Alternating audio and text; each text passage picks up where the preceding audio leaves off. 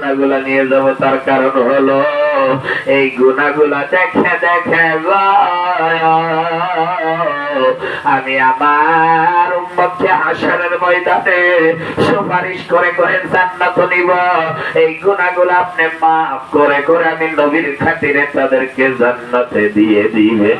আমার নবী উম্মতের জন্য এত কান্দিছে, সেই নবীকে প্রাণ ভরে মন খুলে অন্তর থেকে আরেকবার জোরে জোরে চিল্লায় সবাই মিলে ডাক দেন, ইয়া রাহমাতাল আলামিন,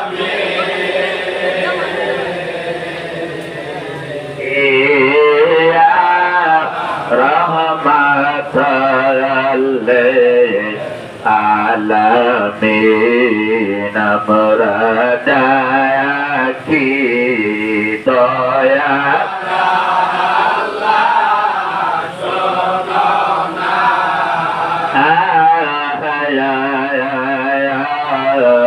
আমরা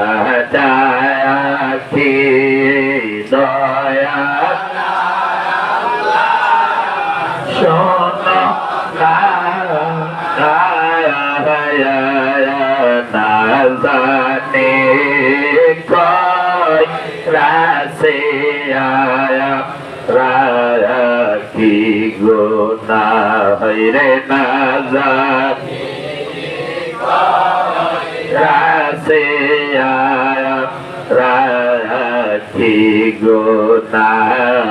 গুনার বোঝা মাথায়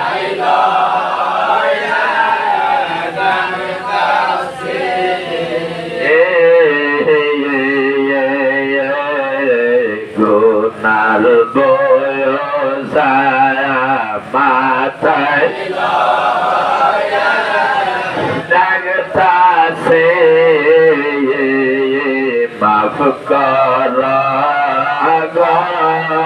মাবুদ ইলাহি, মাফ কর মাবুদ ইলাহি, ইয়া রাহমাতাল আলামিন,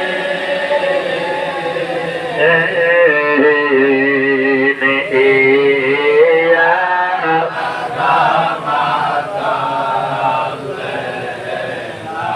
না বুঝিয়া গুনাহ কইরাছে,